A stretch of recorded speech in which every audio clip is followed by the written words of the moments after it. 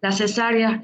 La cesárea es definida como una intervención obstétrica en la que se extrae al feto y la placenta después de las 28 semanas de gestación a través de una incisión a la pared abdominal y en el útero. Estas tienen diferentes técnicas con ventajas y desventajas que veremos más adelante.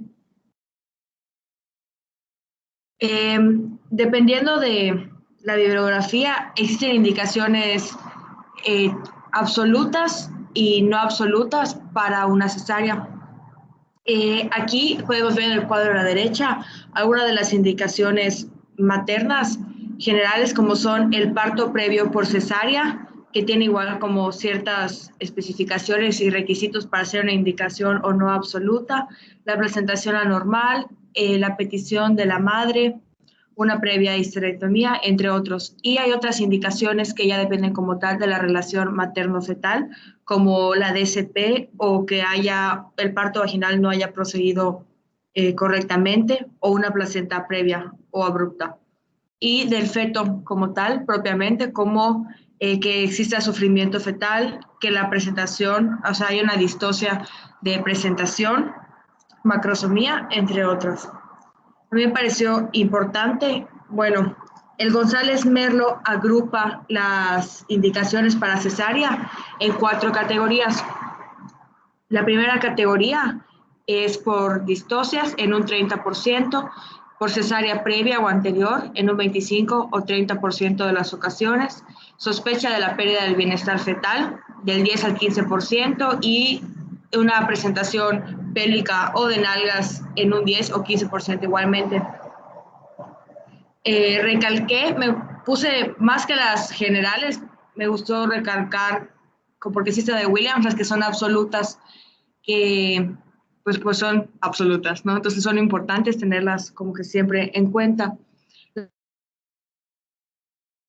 En primer lugar era la desproporción cefalopélvica, anomalías marcadas de la pelvis de la madre que pues van a cortar igual los diámetros pélvicos, la situación transversa, la pérdida del bienestar fetal, una placenta previa, central o marginal, que puede igual propiciar o presentar ya intensa hemorragia, y enfermedades maternas que desaconsejan el parto vaginal, ya sea por contacto principalmente. Y bueno, en la cesárea pues se realizan 2 incisiones principales, uno que es la incisión o sigue a la piel como tal y otro la histerectomía que es uterino. Dentro de las técnicas para de la piel hay transversas y vertical. La transversa se usaba más con anterioridad. Es más común que nuestras mamás o abuelitas, si fuimos cesárea o tuvieron alguna cesárea, hayan tenido esta técnica que es la incisión transversa de la piel, que tiene ventajas y desventajas. Una de sus principales ventajas era el menor riesgo de dehiscencia y que permitía como un acceso facilitado o un mayor acceso pues a lo que es. Una de las mayores desventajas era que aumentaba la pérdida sanguínea de este procedimiento y requería un mayor tiempo quirúrgico. La cesárea por incisión vertical, bueno, creo que me equivoqué aquí. Bueno, ustedes están entendiendo porque leyeron, yo lo sé. Pero la cesárea de incisión vertical en la piel también tiene ventajas y desventajas. Sí lo dije al revés. Ventajas es que el acceso es más rápido, permite un mayor campo y su desventaja es que estéticamente tiene un buen resultado y favorece la hernia incisional. Pues en la imagen podemos ver la incisión, la de Van Estel, que es muy común, sobre todo por estética, y la de Maillard. No sé si la doctora le gustaría agregar algo sobre esto en la práctica. ¿Aló? ¿No? Bueno.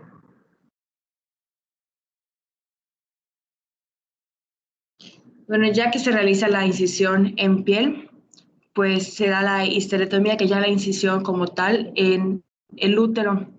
Se describe en la bibliografía 3 métodos que son la corporal o clásica en el cuerpo del útero, la del segmento corporal o de Beck y la del segmento transversal o de Kerr, que menciona ser la más utilizada o la que se prefiere emplear. También tienen ventajas y desventajas. La corporal o clásica se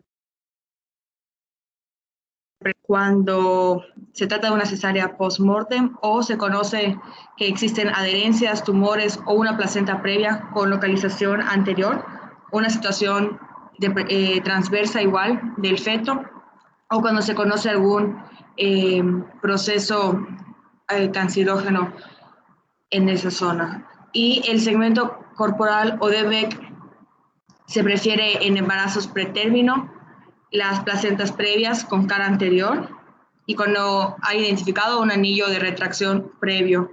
Estas dos tienen de desventaja que la apertura y cierre pues va a ser más difícil, va a favorecer la hemorragia y la aparición de adherencias y pues la histerorrafia es menos resistente. Por otro lado, la incisión del segmento transversal o de Kerr es más fácil de reparar con una menor cantidad de sangrado, disminuye igual la incidencia de adherencias y la probabilidad de ruptura en un embarazo posterior, pero su desventaja es que es una incisión difícil de ampliar. Las complicaciones de las cesáreas pueden ser principalmente hemorrágicas, ya sea secundaria, una hemorragia secundaria a un desgarro del útero, a una lesión de vasos uterinos tal vez no controlada a tiempo, a la presencia de atonía uterina o a una placenta previa, ya sea mal manejada o pues no sé, que se haya cometido algún error, tal vez en un diagnóstico o pues la planificación del procedimiento. Por lesiones de vísceras vecinas durante esta intervención, ya sea vesical, ureteral, intestinal, o complicaciones anestésicas como son el paro cardiorrespiratorio y el probable signo de Mendelssohn. Aunque estuve leyendo y no es tan común que el síndrome de Mendelssohn se dé en las cesáreas, pero sí existe y sí pasa. Una de las la principal complicación postquirúrgica son las infecciones y también se puede presentar en una enfermedad tromboembólica o ilioparalítico. También puede haber complicaciones como tal propias del feto, como un posible cuadro de dificultad respiratoria, lesiones o fracturas producidas por su extracción. Bueno, hasta aquí sería con cesárea. Y la siguiente intervención quirúrgica que abordaríamos sería la episiotomía. La episiotomía se define como una incisión en la zona vulvoperineal que se practica para ampliar el canal blando del parto en su nivel más bajo. Este es un procedimiento que antes se consideraba rutinario y que hoy en día, pues cada vez más, se promueve el valorar cuándo realmente es necesario o no pues realizar esta incisión.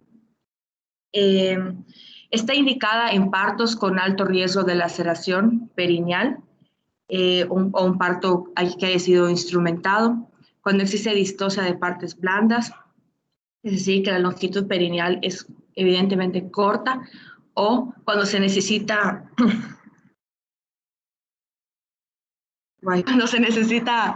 facilitar el parto, ya sea porque el producto viene comprometido, ¿no? Ya sea por una distosia de hombros, porque es pélvico, pero pues pudo llegar a ser parto, no requirió o no dio tiempo de planear una cesárea, porque presenta macrosomía fetal o por anomalías de lo que es la posición. ¿Cuándo se debe de realizar la episiotomía? Pues algo que tienen en común todas las bibliografías es que se recomienda cuando la cabeza ya es visible y al momento de presentarse una contracción con un diámetro aproximadamente de 4 centímetros. Entonces, se recomienda que junto con la contracción se dé la incisión en un solo movimiento para que permita igual que después, a la hora de reconstruirse, pues las membranas peguen igual porque el corte fue más limpio. Principalmente hoy se practican 2 tipos de episiotomía, bueno, en 2 sitios. La episiotomía media, que se realiza en pues, la línea media del cuerpo perineal, que inicia en horquilla y se va a extender de 2 a 3 centímetros, que realmente no se recomienda porque favorece el desgarro de la zona pues, del esfínter anal.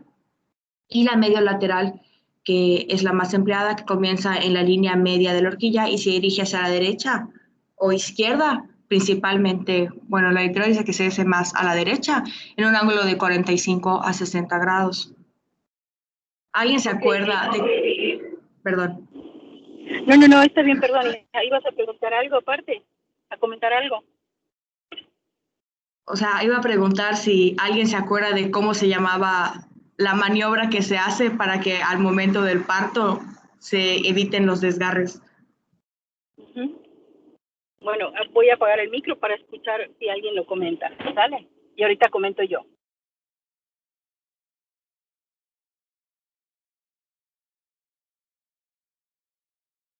¿Nadie? ¿No? ¿Es de Richter?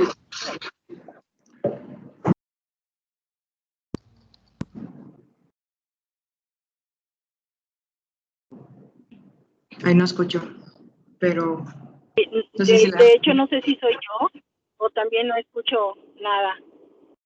No sé si nadie no lo sabe o no pueden conectarse o no sé si no les llega. Están poniendo la de Ritgen. En el chat se están poniendo. Ok. Yo estoy manejando ahorita, les estoy escuchando y estoy viendo la presentación. No veo si están poniendo ahorita en el chat algo. Es la de Ritgen modificada. De hecho, la de Ritgen en algunos casos se describe de una forma, pero realmente hacemos la modificada. Yo creo que aquí es importante saber, más que el hecho de que no esté indicada la maniobra, la episiotomía media, no es que no esté indicada. El detalle aquí es que si tú vas a hacer una episiotomía media, en cualquiera de los sentidos tienes que saber bien la anatomía de la región pélvica, porque pues obviamente si hay o se da algún tipo de desgarro por que a lo mejor la maniobra no salió bien, o a lo mejor hicieron aparte alguna otra maniobra que pueda generar un desgarro, hay que saber cómo repararlo. El detalle aquí es que si te vas a aventar a hacer una episiotomía, tienes que tener bien el entrenamiento, tanto en habilidad como en conocimientos, la experiencia también, para poder repararlo y no generar lo que pues obviamente se conoce como complicaciones de. Entonces, creo que ese es el punto clave.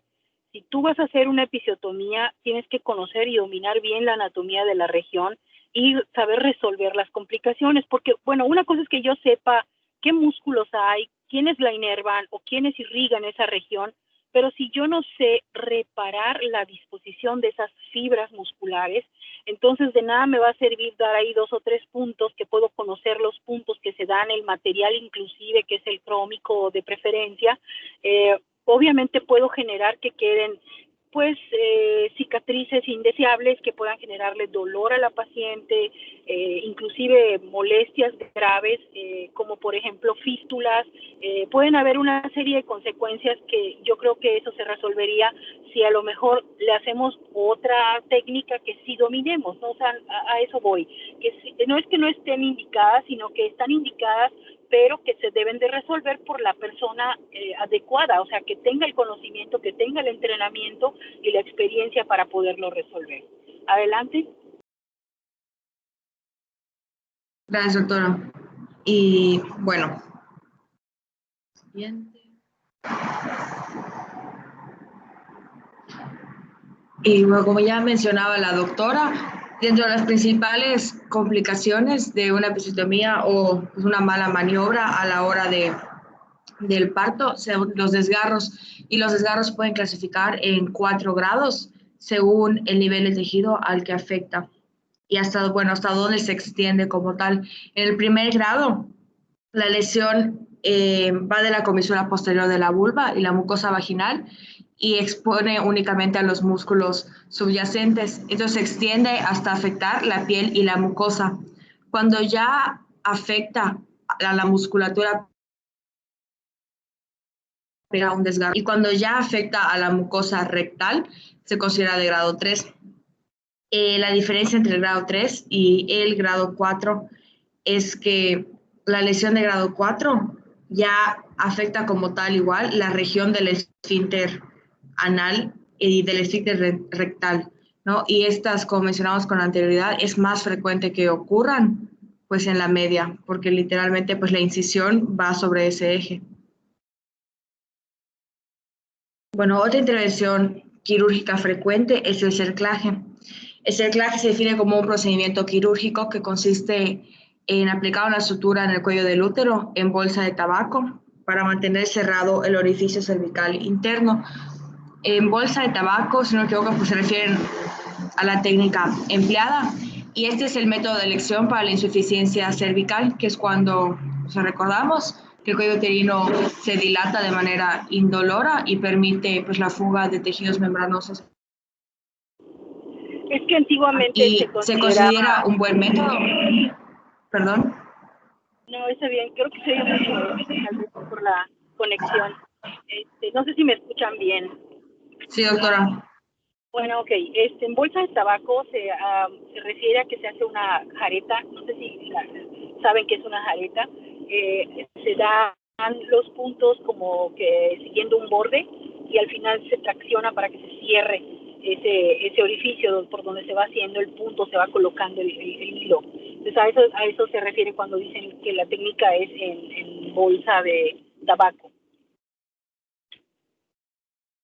Sí, doctor, no sé si lo entendí bien, pero o sea, yo entendí que la bolsa de tabaco, por eso puse la imagen, pero entendí que el cerclaje de McDonald's y la bolsa de tabaco eran lo mismo.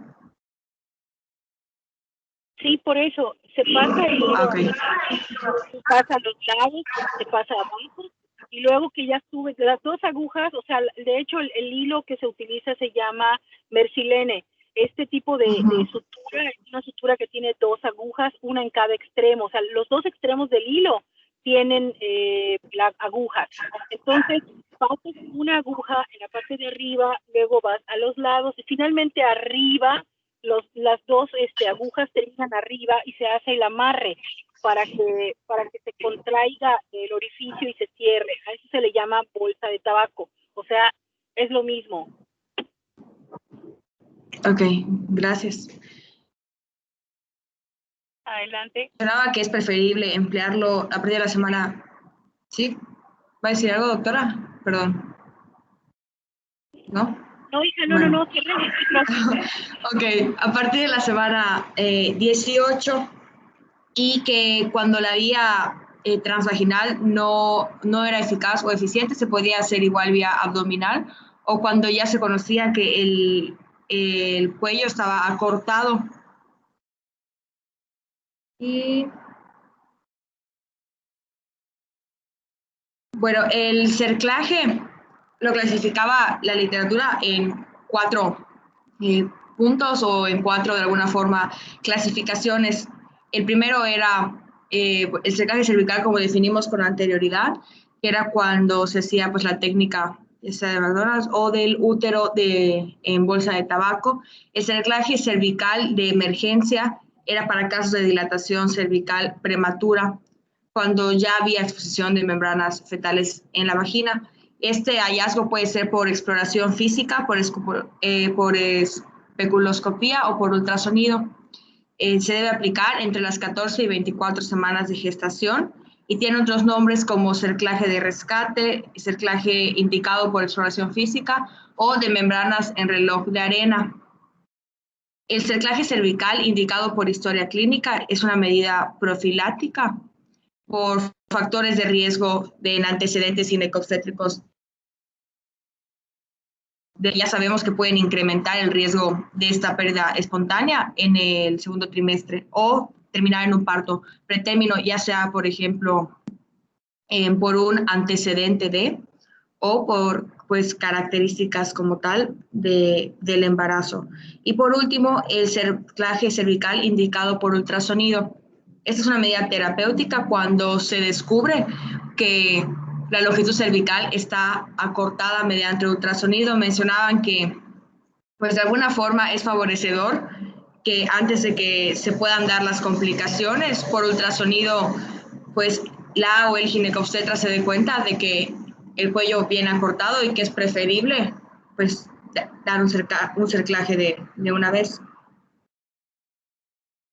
Bueno, el cerclaje igual tiene indicaciones como tal y contraindicaciones. Dentro de las indicaciones es el tener un antecedente de 3 o más partos que hayan sido pretérmino o que hayan terminado en la pérdida del producto en el segundo trimestre.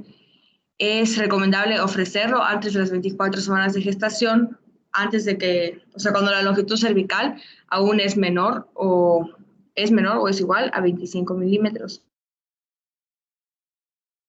Es importante que las pacientes que no tengan un antecedente de parto prematuro, pero que sí tengan el cuello uterino corto identificado, sean candidatas, como mencionamos anteriormente, a este cerclaje por diagnóstico como tal, por ultrasonido. Pero que, o sea, si no tienen, ¿cómo explicarlo? Si no tienen ese antecedente prematuro, pero por ultrasonido se sabe que tienen un cuello uterino corto, pues son candidatos a una terapia con progesterona y no necesariamente cerclaje. Mencionaba en la guía de práctica clínica que era muy importante que, a pesar de que se trate con progesterona, se mantuviera una vigilancia porque muchas veces el cerclaje podía terminar siendo necesario. Y bueno, dentro de las contraindicaciones están el trabajo de parto pretérmino ya activo, que haya una evidencia clínica de coriomionitis, hay un sangrado vaginal activo, una ruptura prematura de membranas, evidencia de compromiso de oxigenación fetal o sufrimiento fetal,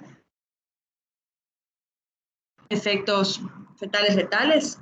Y mencionaba igual el embarazo múltiple, pero ahí puse un signo de interrogación porque me dejó con dudas y eso sí me gustaría preguntar porque no entendí muy bien. O sea, ¿por qué el embarazo múltiple podría ser una contraindicación para el cerclaje? Ok, bueno, ahí te voy a contestar. ¿Me escuchan bien? Acabo de poner mejor los audífonos porque creo que hace mucho eco ¿cómo se llama? El coche, ¿no? Entonces, bueno, no, la contraindicación es porque la mayoría de las veces cuando hay una incompetencia étnico-cervical, el embarazo gemelar, pues obviamente ustedes saben que la cantidad de líquido y obviamente el hecho de que hayan dos productos puede generar mayor presión. Y esto, pues obviamente tenemos que tener cuidado porque están como que a más tensión las membranas. Entonces tenemos que utilizar una técnica diferente a la que normalmente se utiliza para poder hacer el cerclaje sin romper las membranas. O sea, porque por el mismo cerclaje se pueden romper las membranas. Entonces, por eso es el detalle de que haya mayor cuidado. No es que esté contraindicado, sino que tenemos que utilizar una técnica diferente porque, bueno, hay diferentes técnicas de cerclaje. Ok, gracias, doctora. Y bueno, las complicaciones del cerclaje, mencionaba que era importante antes de realizar el procedimiento el detectar o descartar una aneuploidía o malformación en el producto, porque recordamos que, bueno, era una contraindicación, y realizar cultivos de exudado cérvico-vaginal para descartar infecciones por gonorrea o clamidia, entre otras, porque, pues como veremos, las infecciones afectan de alguna forma igual la integridad y la composición pues, del tejido del cuello y de las membranas como tal, que puede facilitar, hoy sí, las complicaciones. Y las complicaciones más frecuentes eran la ruptura de membrana, el trabajo de parto prematuro, la hemorragia y, sobre todo, que estaba súper subrayado. Bueno, ¿cuándo se debe de retirar un cerclaje? Mencionaban que se debe de retirar durante el trabajo de parto o de forma electiva entre la semana 36 y 37 por un riesgo potencial a ocasionar lesiones cervicales al momento de las contracciones. El Williams mencionaba que apenas comenzaran las contracciones o comenzara la fase ya activa debería de retirarse por lo mismo. O sea, ahí no daban tanto el electivo, sino que ahí decían apenas haya contracciones debe retirarse para evitar uterina. Y, y bueno, esto es de la guía de práctica clínica. Son los dos algoritmos o diagramas, pues, para la indicación de la colocación de un cerclaje cervical. El primero se basa en los antecedentes ginecobstétricos y el segundo se basa ya en la aplicación de emergencia, que podría ser beneficioso aplicarlo en ese momento. En primero, como vimos con anterioridad, el primer factor importante es que haya tenido el antecedente de 3 o más pérdidas del segundo trimestre o el antecedente de un parto pretérmino. De no ser así, que baja la cantidad de 3 a 2. Y si cumple con esto, entonces el siguiente criterio es la longitud cervical entre las semanas 16 y 21. Entonces, el punto de corte es 25, como vimos igual antes. Si es menor, es indicación a colocar. Y si no, únicamente se indica vigilancia y seguimiento. Y por parte de el de emergencia, cuando la dilatación cervical es mayor a 2 centímetros o ya existe un prolapso de membranas amnióticas, dependiendo de la edad gestacional corroborada, pues se va a clasificar cuando la edad gestacional es menor a 14 o mayor a 24 semanas, entonces se indicaría la observación o la aplicación de esteroides, como mencionamos anteriormente, y reposo. La ruptura de membranas es como el punto donde parte, según la GPC, la indicación o no de una aplicación de emergencia. Si no existe una ruptura de membranas y tampoco hay actividad uterina, que sería igual ya contraindicación, se puede realizar el cerclaje. Si sí existe una actividad uterina, pues se opta por el reposo y dependiendo de las semanas de gestación, la aplicación o no de esteroides. Considerando, dependiendo de su evolución, la interrupción del embarazo junto con la antibiótico terapia. Entonces, por mi parte sería todo. Muchas gracias, María José. Solo quiero preguntar algo. No sé si cuando estabas hablando sobre cesáreas alguien quiera comentar algo, preguntar algo, o en general de todo. No sé si hiciste alguna pregunta. Lo que pasa es que a veces el conectarme y desconectarme, como que cuando subo a los elevadores, como que se interrumpe la señal. Entonces, no sé si preguntaste algo o comentaste algo relacionado con alguna duda durante las cesáreas. Pues en lo personal, mi duda sí me la respondió. No sé si mis compañeros tengan alguna duda o pregunta. Ajá, no sé si quieran comentar algo antes de que continuemos. Pues yo tengo una duda, doctora, con respecto Adelante. al tratamiento de antibióticos. O sea, con respecto al tratamiento de antibióticos, tanto para cesárea o para episiotomía, ¿cuáles serían? Y si o sea, yo estaba leyendo que usualmente las dan antes de que se dé la cesárea o ya después de la cesárea. No sé qué es mejor y Sí. Bueno, por lo general nosotros manejamos los antibióticos de forma profiláctica, pero si la paciente tiene antecedentes de riesgo, ejemplo, una ruptura de membranas, una cervicovaginitis o una infección, el tratamiento debe de iniciarse antes de la interrupción, inclusive antes del bloqueo. O sea, cuando ya la paciente está preparada para la cesárea, se maneja como parte de las indicaciones la impregnación con algún antibiótico. Por lo general, ahorita utilizamos cefalosporinas. Antes o antiguamente se manejaba casi en todas la ampicilina.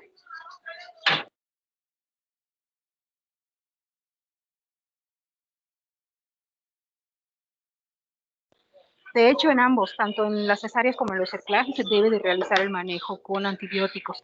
Y el antibiótico que utilizamos por lo general es la cefalotina. Fernández, calle 70 Centro. Abarrotes no nos usa. El clic.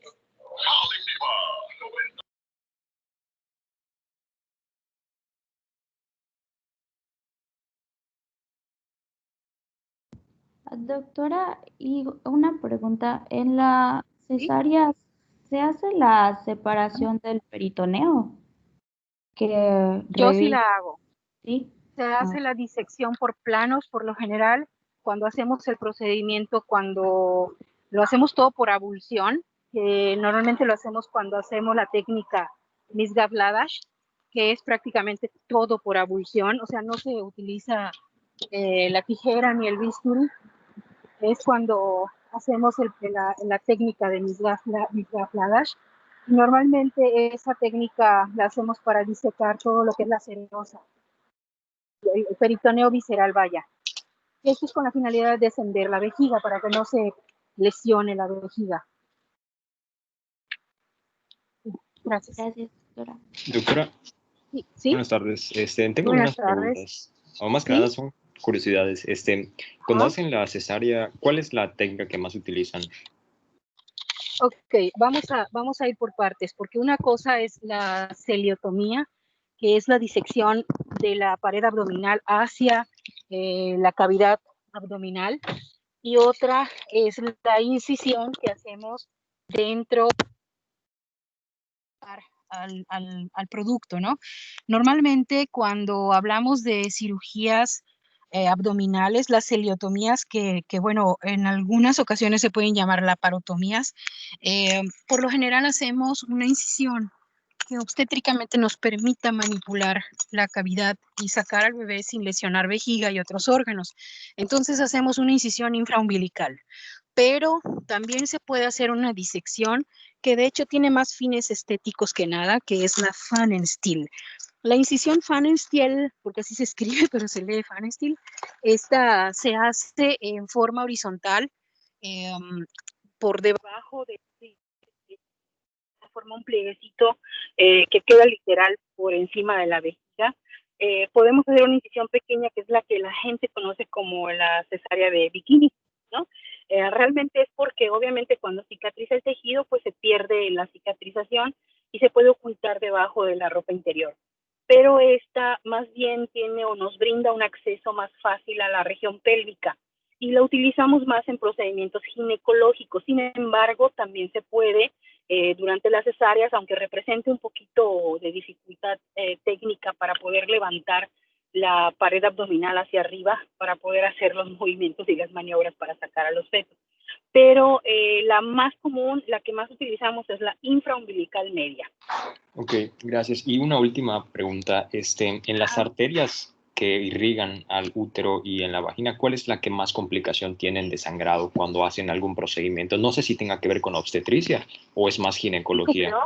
No, de hecho, bueno, ahorita que preguntaste el tipo de abordaje quirúrgico, en el útero hacemos la KER, que de hecho pues se considera como una cirugía accesible precisamente para evitar los desgarros a la arteria uterina. Entonces, las arterias que más tenemos que cuidar son las arterias uterinas, o sea, los vasos uterinos, que están literal a los lados del útero. Entonces, esos vasos, por eso hacemos la KER, porque el corte es arciforme, o sea, literal en forma de sonrisa de las sabritas de estas, las bolsas de las papas. Entonces, por eso es que hacemos ese tipo de corte, porque los ángulos de los lados literal se tienen que dirigir hacia arriba, porque si los hacemos en forma más que mida más de 8 centímetros, es muy probable que desgarremos el paso de las uterinas a los lados del útero. Ok, doctora. ¿Y los uréteres están en riesgo en cualquier intervención quirúrgica obstétrica o solamente en específicas? No, hijo, o sea, desafortunadamente aquí tiene mucho que ver el conocimiento de la anatomía. Los ureteros siempre pasan por debajo de lo que vendría siendo la arteria uterina. De hecho, por eso se describe como el agua que corre debajo del puente. No sé si me explico. Sí. Entonces, una de las razones por las cuales se debe de bajar la plica vesical es precisamente porque cuando tú haces la disección en la serosa, bueno, en el peritoneo visceral, y desciendes un poquito la vejiga, eso hace que los ureteros se vayan más para abajo y entonces ya no están tanto en compromiso o en riesgo de ser lesionados. Entonces, la cesárea, el corte tiene que dirigirse hacia arriba, no exactamente hacia los lados, y eso ayuda a que no lesiones ni las uterinas ni los ureteros. Creo que sería más peligroso en una histerectomía, ¿verdad? En la histerectomía también tenemos nosotros que bajar la plica. Okay. O sea, también tenemos que descender la vejiga, pero ahí la bajamos todavía más. hacemos un corte horizontal y con una gasita, ya sea enrollada en los dedos o armada una pinza de anillos, podemos empujar hacia abajo la vejiga, precisamente porque como la vejiga tiene a los lados la inserción de los ureteros, al descender la vejiga se corren hacia abajo ambos ureteros. Esto es considerando que la paciente tenga todo perfectamente normal, porque también nos ha tocado que a lo mejor creemos que estamos haciendo lo correcto, pero la paciente tiene una malformación, porque nos ha pasado, a mí me ha pasado que la paciente tenía un uretero ectópico y de repente cuando hacemos la incisión y para cuando ya empezamos a ligar redondos y empezamos a ligar, a quitar los ligamentos, vemos de repente hay un cordoncito que de hecho tiene una particularidad del uretero. Si lo agarras con una pinza de disección y como que lo pellizcas, como que trates de agarrarlo, el uretero responde porque como sus fibras musculares son contráctiles y tienen cierto peristaltismo, responden y se mueven como si fueran gusanitos. No sé si han hecho ustedes a lo mejor gusanos de papel y los remojan en el agua, cómo se empiezan como a contorsionar por la humedad. Más o menos así se ven los ureteros. De hecho, una de las características es precisamente esa peristalsis que presenta el uretero. Entonces, por eso podemos nosotros identificarlo y diferenciarlo de un vaso sanguíneo por su capacidad contráctil. Entonces, cuando estábamos haciendo la disección, o sea, dijimos, o sea, ¿por qué se ve la uterina tan rara, no? Así como con rayitas, como que tenía movimiento y yo dije, este no es la uterina, este es un uretero. Y realmente habíamos hecho la disección bien, pero la paciente tenía un uretero ectópico y tenía los dos normales, o sea, aparte de, perdón, era duplicado el uretero. Entonces tenía los dos normales y aparte uno más, pero estaba fuera de la región habitual. Entonces sí te llevas así como que sorpresas. Por eso es importante conocer, saber la anatomía, porque pues sí pueden haber definitivamente las estructuras que más se lesionan son los ureteros y la vejiga. Gracias. De nada, adelante. ¿Alguna otra pregunta, algún comentario? Una pregunta sí. respecto a un termo. ¿La incisión vertical es la misma que la infraumbilical media? Sí, pero en la piel. La infraumbilical media es en la piel. La incisión vertical en el útero es diferente, tiene otro nombre, hija. Es la corporal o la segmento corporal, que esa abarca parte del segmento. O sea, el corte es vertical en el cuerpo uterino, pero hacia la región del segmento.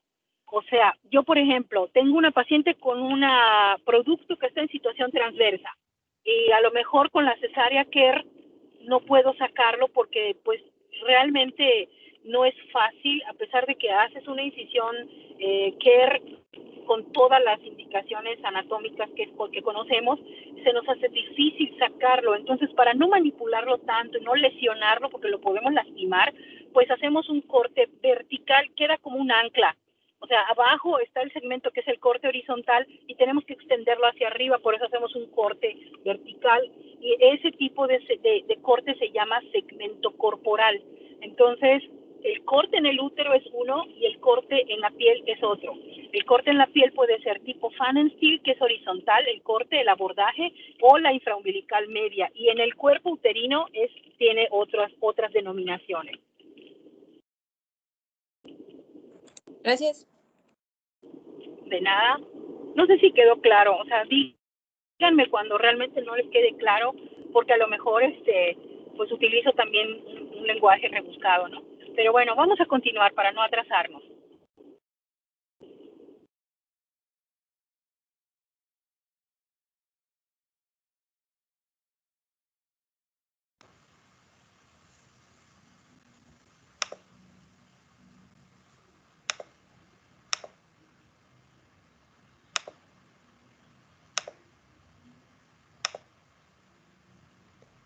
Sí, disculpa, ¿ven la pantalla?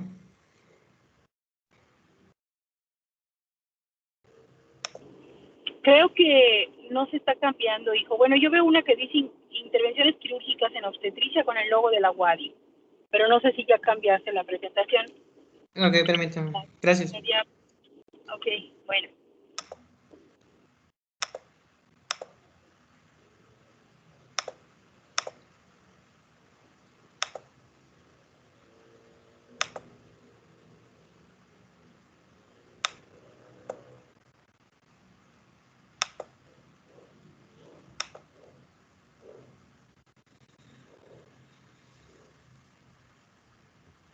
Ya cambió, ¿sí?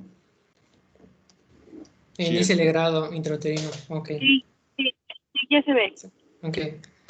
Bueno, continuando con las intervenciones obstétricas, el siguiente es el IU, que es el legrado intrauterino. ¿En qué es esta intervención? Bueno, es un curetaje, o también mencionan que es una limpieza de la cavidad uterina mediante la utilización de instrumentos que pues, van a permitir eliminar lo que es la capa endometrial o los tejidos que estén derivados de lo que es el trofoblasto. Tenemos que para fines que mencionaba, bueno, en la literatura existen dos tipos de legrado, ¿no? Para diferenciar en un ginecológico y obstétrico. Pues el obstétrico va a ser todo lo que tenga que ver y esté relacionado con la gestante o la puérpera, pues ya sea para suspender el embarazo temprano, para limpiar la cavidad uterina, después de un aborto incompleto, o incluso hasta los siguientes 42 días posparto o ya sea poscesárea. Y bueno, el ginecológico pues es todo lo que no incluya esta sección de una mujer gestante. Tenemos que en el legado obstétrico se encuentran para indicaciones como para aborto incompleto, mole datiforme, alguna enfermedad trofoblástica, otras formas, embarazo anembriónico, retención de placenta, restos placentarios, embarazo ectópico. Y ya ginecológico, pues es para hemorragias uterinas anormales, incluso para diagnóstico de sangrado genital posmenopausia, para patologías endometriales, hiperplasias, cáncer, etc. ¿no? Incluso para extracciones de DIUs, extracción de pólipos o diagnóstico de endometrio en la paciente ya posmenopáusica que ya esté en causa con hiperplasia, ¿no? De lo que es el endometrio.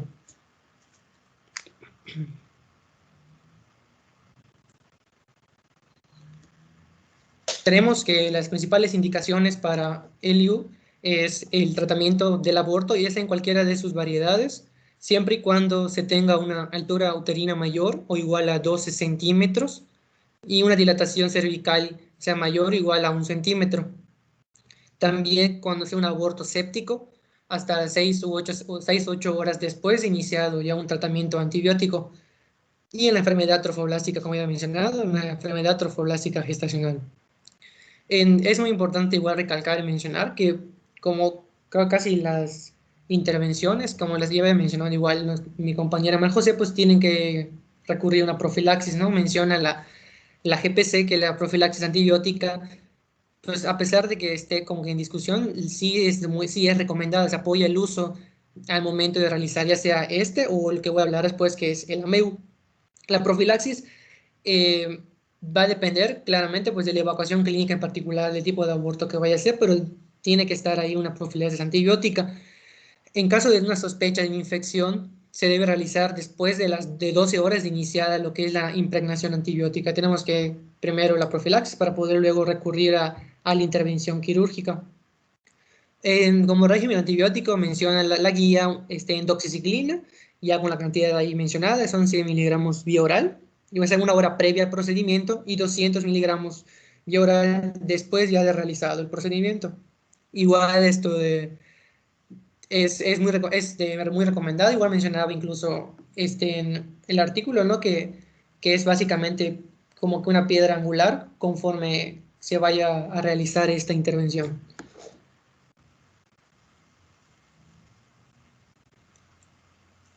Aquí es importante un punto que mencionaban, que es la dilatación del cuello antes del legrado o durante el mismo, ¿no? Mencionaba que podía ocurrir pues de una manera espontánea, como parte pues ya básica, como ya vimos, ¿no? Los eventos que pueden acompañar el aborto, que es de sus principales eh, este, indicaciones, o realizarse por medio de maniobras ya sea bioquímicas o físicas, donde entraban lo que son las prostaglandinas, mencionaban el dinoprost, el dinoprostón, pero el principal era el misoprostol, que es el análogo sintético de la prostaglandina, viene siendo un prostanoide. Y también de manera física mencionaban los dilatadores de Hegar, pero estos no son la primera línea, ¿no? Sería lo último a recurrir, y ahorita voy a explicar por qué.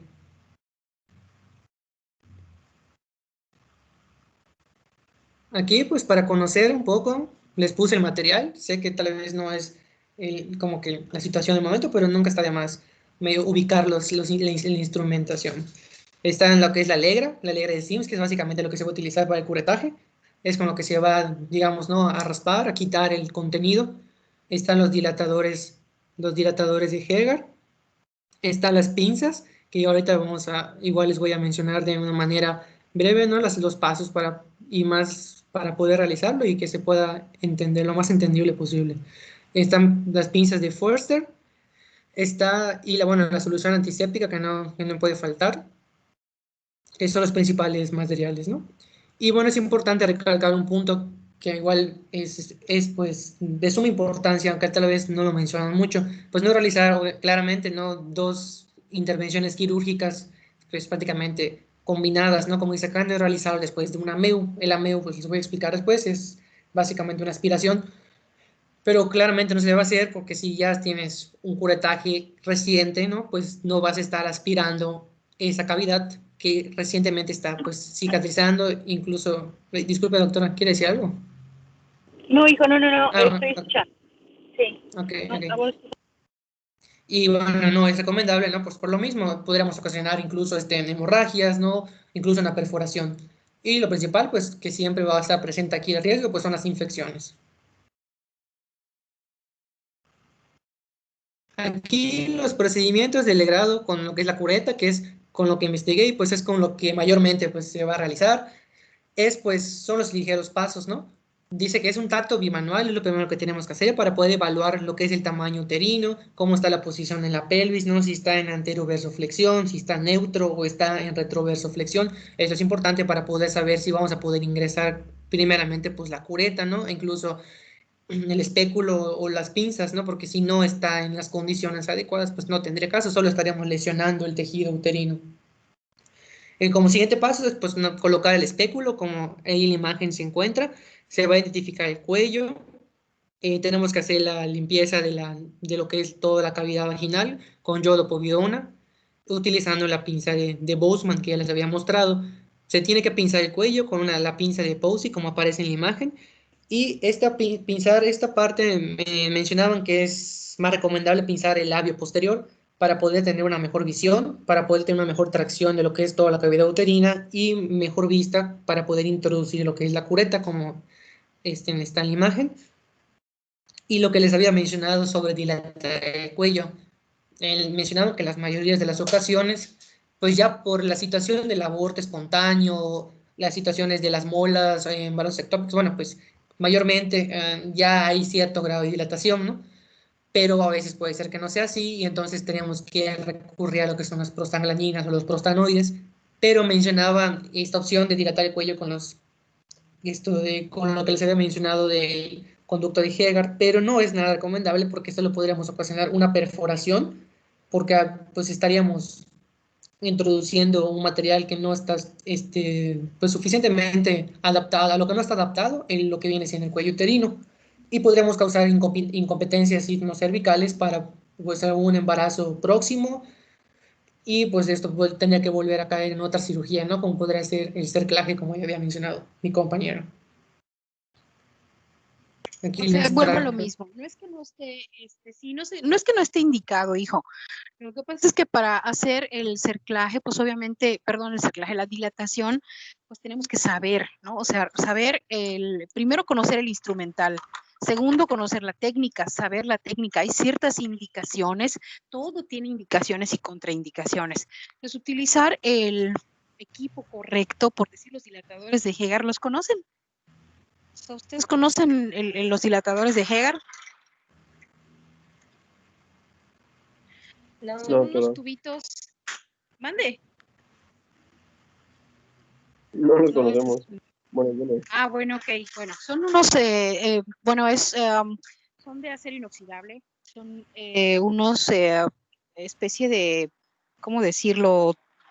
Son como unas barritas de metal, de acero, que tienen en un extremo una dilatación, tamaño, una medida, y en la otra una medida superior. Entonces van de una medida de un número en ascenso hasta tener una barra lo suficientemente gruesa, aproximadamente 2 centímetros o 3, como para que pueda pasar una legra o una pinza, ya sea una pinza fuerte, una pean curva o una pinza de huevo, que así se llama cuando tratamos de localizar con esa pinza o extraer el saco gestacional. Entonces, tenemos que poner o pasar desde el dilatador más delgadito hasta el dilatador más grueso. Cuando ya pase completamente y todo tiene una técnica, hay que agarrar el dilatador de una forma, introducirlo también de una forma correcta.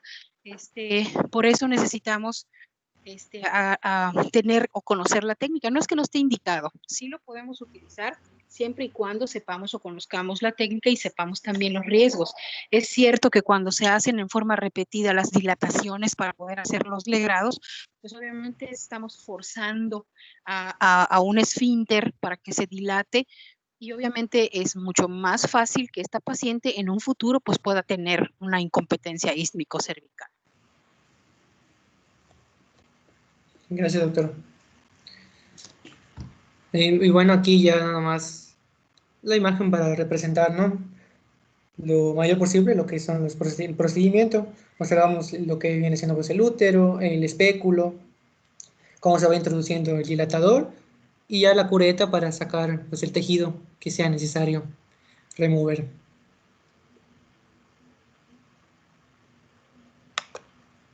De hecho, en la imagen están en la imagen esta que acabas de quitar, exacto, ahí están, si no mal recuerdo, porque no sé si estoy viendo bien, la imagen de medio es el dilatador de Hegar.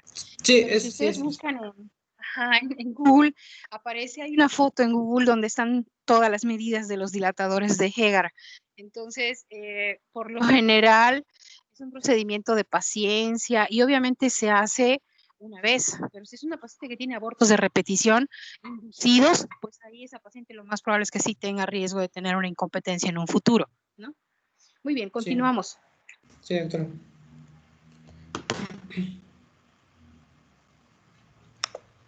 Y bueno, pasamos a las complicaciones, que bueno, claramente el riesgo de la perforación uterina va a estar presente, pues por el raspado, ¿no? Es más que claro que podemos, pues, literal raspar un poco más ahí, o incluso si ya el tejido está un poco sensible, pues ocasionar perforaciones, lo que podría causar, pues, incluso una infección que se puede ir desplazando y pues ir penetrando y podría causar incluso algún tipo de peritonitis.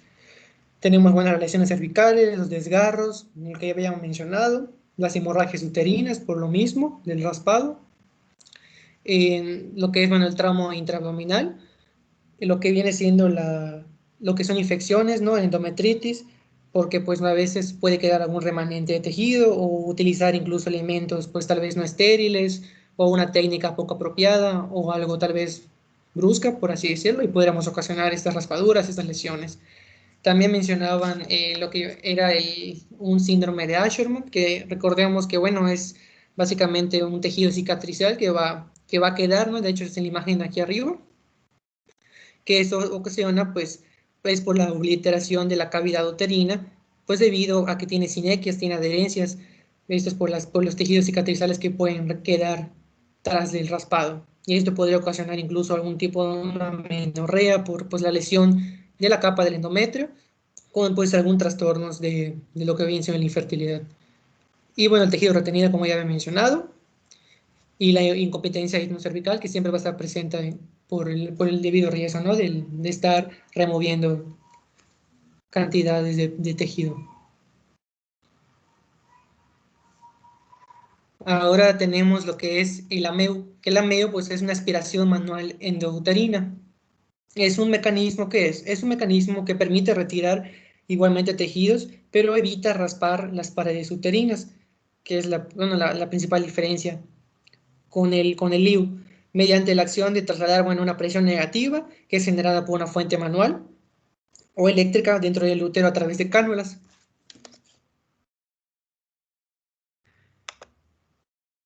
Aquí tenemos que siempre mencionan que el AMEU es preferible en los abortos incompletos y en los diferidos por esta situación de evitar ese contacto, ¿no?, de evitar ese raspar, ese daño que puede ocasionar a las paredes o incluso evitar que se queden restos, ¿no?, de producto o de tejido. En la GPC menciona que es tratamiento para el tratamiento del aborto en cualquiera de sus variedades, siempre y cuando tenga una altura uterina, en este caso va a ser menor a 11 centímetros, con una dilatación cervical menor o igual a 1 centímetro, o en un aborto séptico hasta de 6 a 8 horas después de haber iniciado el tratamiento antibiótico. Menciona que en caso de alguna enfermedad de trofoblástica, aquí pues independientemente del tamaño uterino está recomendado, es una indicación. También los embarazos anembriónicos con tamaño uterino menor o igual a 12 centímetros y una dilatación igual o menor a 1 centímetro. Y menciona también que lo podemos utilizar para las biopsias de lo que es el endometrio. Y la CEGO menciona que en interrupción voluntaria del embarazo en gestaciones menores de 10 semanas y la mola iratiforme.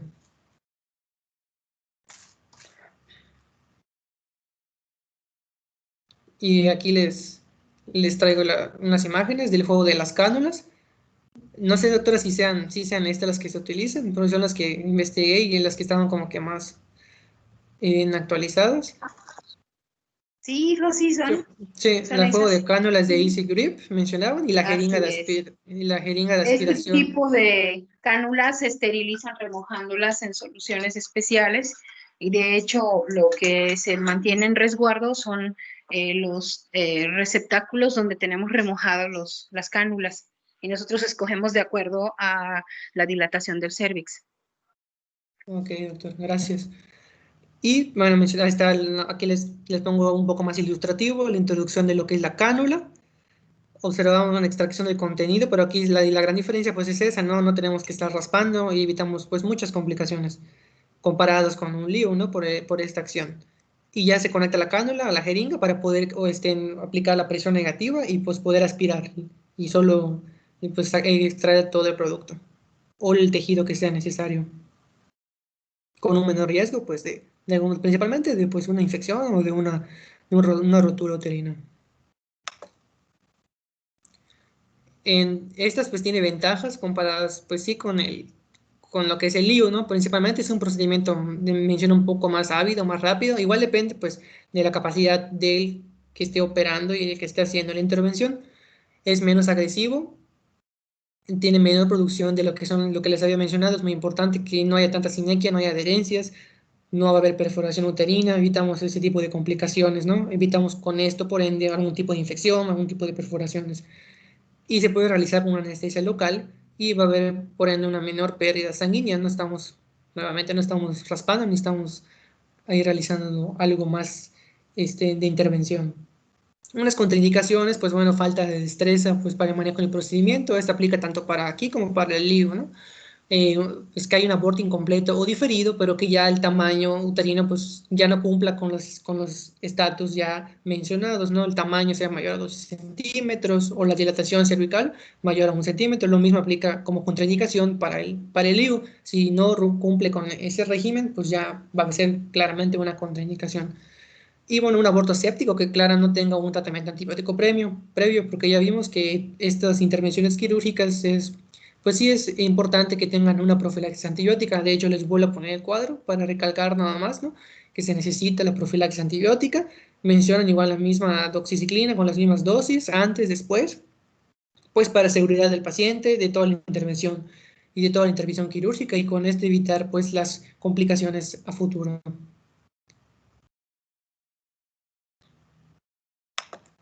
Ahora pasando a lo que es la OTB, la oclusión tubaria bilateral, que bueno, esta la saqué de la guía, de la norma de planificación familiar, que ahí me pareció que está bastante amplio, está bien explicado. Mencionan, bueno, que para empezar, pues es un método anticonceptivo permanente para la mujer que va a consistir en la oclusión tubaria bilateral de las trompas uterinas con el fin de evitar la fertilización. Es un método pues mecánico para evitar el encuentro, ¿no? Pues del espermatozoide con lo que es el óvulo. Y esto, precisamente como es un método anticonceptivo pues permanente, pues hay que explicarle a la paciente, ¿no? Lo que esto conlleva, ¿no? No, pues para que esté presente que pues es un método precisamente no se va a poder volver a embarazar o que ya es casi nula la probabilidad. Y bueno, es importante igual mencionar que se puede realizar en el intervalo intergenésico, en el periodo posparto, en la transcesárea o en lo que es el posaborto. Bajo condiciones habituales, pues este método pues ya brinda la protección anticonceptiva incluso ya mayor al 99%.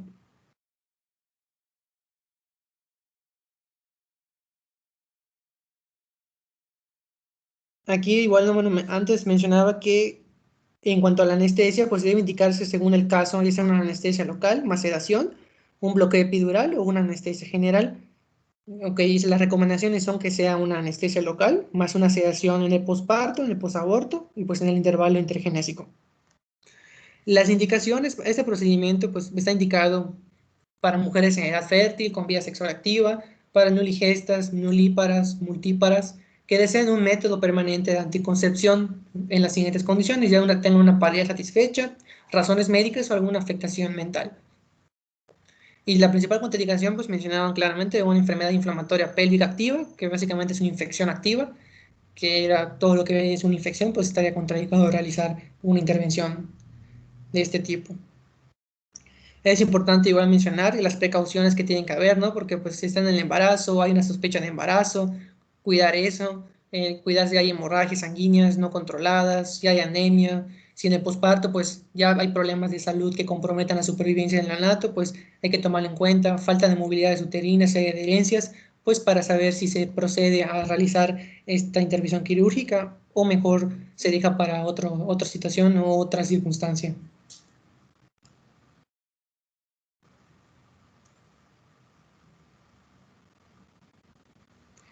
Es importante igual antes mencionar que, bueno, como son lineamientos, ¿no? Pues por ser de carácter permanente este método, pues va a requerir ciertos detalles, ¿no? Antes de pasar a la que es la técnica quirúrgica, pues un proceso, pues de consejería previa, su realización es importante, tener ese consentimiento completo de lo que es de la usuaria, todo de manera legal, los consentimientos informados, las firmas, que estén saber explicarle el procedimiento, qué es lo que va a conllevar, si hay complicaciones, si puede haber algún tipo de contraindicación, etcétera. Tenemos ahora pasando a las técnicas. De hecho, en todos los procedimientos se debe de ver que la paciente firme y sepa sobre los consentimientos informados. Nunca haga ningún procedimiento, inclusive para la colocación del dispositivo intrauterino, se debe de ver o debemos cerciorarnos de que las pacientes firmen el consentimiento informado.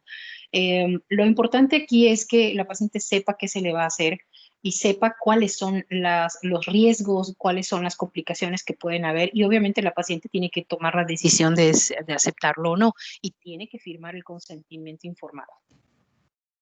Claro. Y pasando a las técnicas quirúrgicas, menciona que bueno, la selección depende pues, de lo que es criterio clínico, no la experiencia del médico, la disponibilidad del instrumental en ese momento, el equipo, el material necesario. La vía de acceso pues puede ser por mini laparotomía, laparoscopía, pero se menciona que la elección pues es la vía de acceso es la mini laparotomía.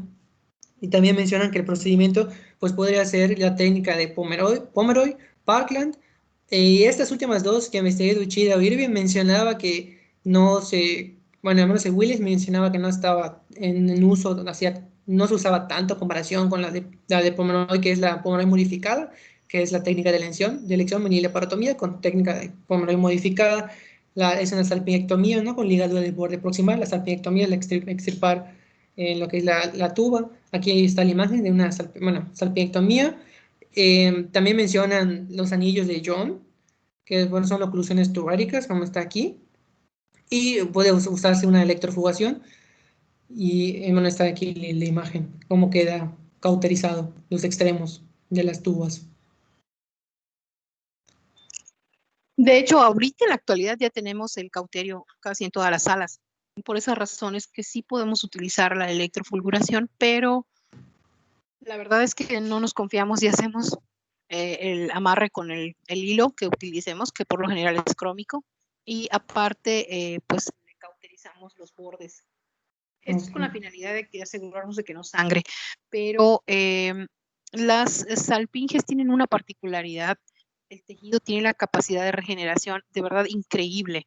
Y si los extremos de lo que nosotros seccionamos, en lo que hacemos la técnica, por ejemplo, la Pomeroy, pues como quedan muy cerquita, muy juntos, no es que cicatrice, sino que se regenera, se repara y se puede recanalizar.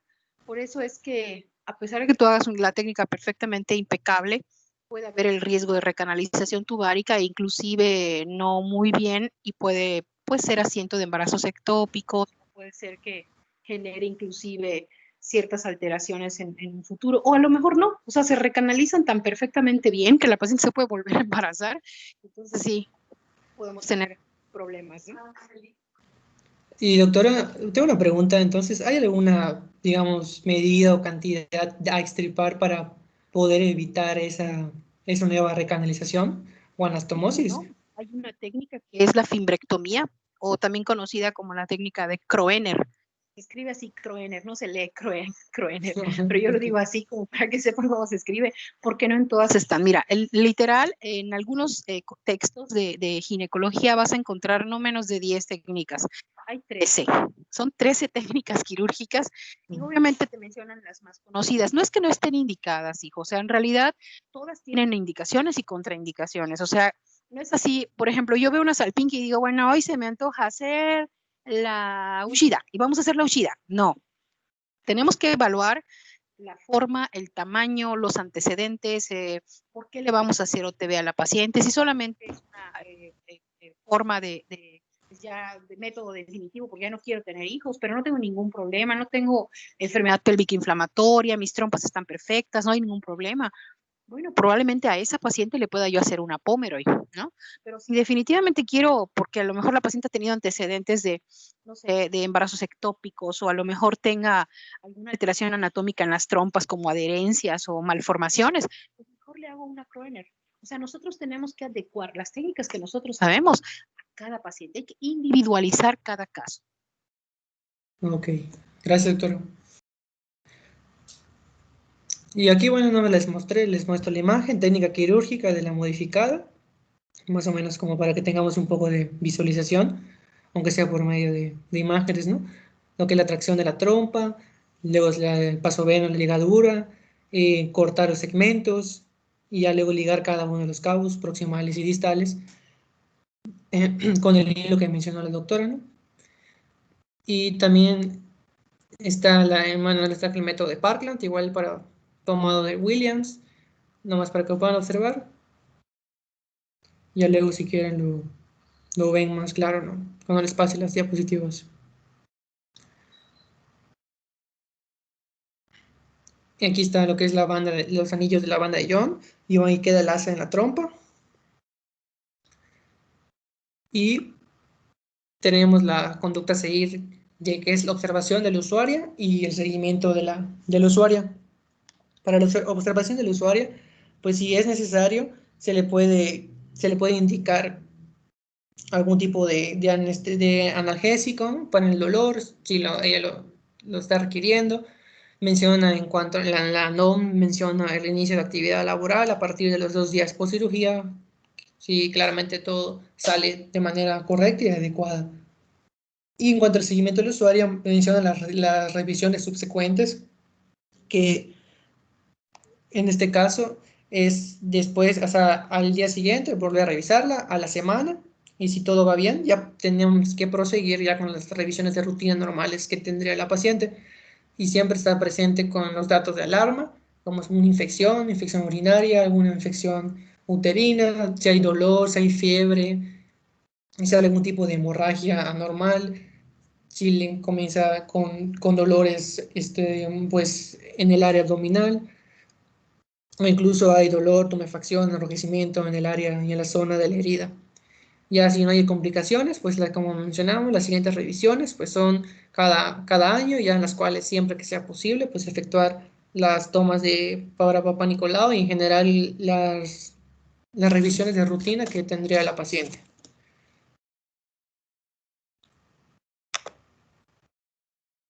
Y mencionaba en cuanto a efectos colaterales que no se conocían como tal asociados directamente a lo que era el método, a menos que, bueno, hubiera alguna alguna mala técnica que pues ya sabemos que podría causar, siempre va a ser el riesgo de lo que es alguna infección.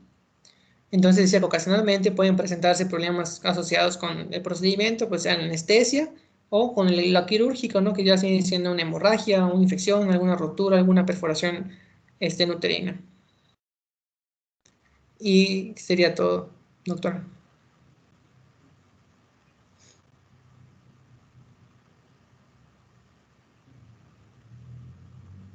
Muy bien. Bueno, no sé si alguien quiere preguntar algo más. Nada más denme chance de callar a mi perrito amablemente. A ver, fuera. Perdón. Ok, bueno, no sé si quieran comentar algo más, jóvenes.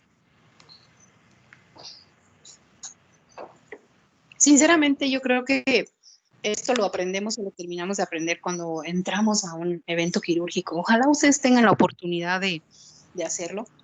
Pídanlo, porque la verdad nadie les va a decir, vengan, ¿quieren ver un legrado? ¿Quieren ver una cesárea o una realización de AMEU? ¿Qué es lo importante? A lo mejor no debería ser, pero bueno, lo hago siempre. Realmente las preguntas normalmente en este módulo que pues obviamente tendríamos que prepararnos para un examen, ¿verdad? Pues obviamente es saber las indicaciones y las contraindicaciones, más que la técnica quirúrgica. O sea, en el examen yo no les voy a preguntar, a ver, dime la técnica de legrado, o sea, o dime la técnica, no sé, Kroener, o la Pomeroy modificada. No, lo que me interesa es que ustedes sepan en qué caso, cuáles son las indicaciones y cuáles son las complicaciones, obviamente, de cada uno de estos procedimientos. Entonces, sí me gustaría que ustedes revisen bien, específicamente bien, no tanto la anatomía, ¿verdad? Más que nada las indicaciones. ¿En qué momento se hace una AMEU? ¿En qué momento se hace un legrado? O sea, ¿cuándo está indicado una AMEU? ¿Cuándo está indicado un cerclaje? ¿A qué le llamamos cerclaje de rescate, por ejemplo? ¿Cuáles son las condiciones? ¿Cuáles son las indicaciones para hacer un cerclaje? Más que, por ejemplo, que me digan las 3 o 4 técnicas del cerclaje. No. Tampoco les voy a decir, esta técnica es así, así, así, ¿qué técnica es? No, porque no me interesa tanto que se sepan una técnica, sino que sepan que existen varias técnicas, pero que lo principal que deben de saber es qué indicaciones tiene ese procedimiento. Muy bien. No sé si quieran comentar algo más. ¿Les escucho? Bueno, no les escucho, pero les quiero escuchar.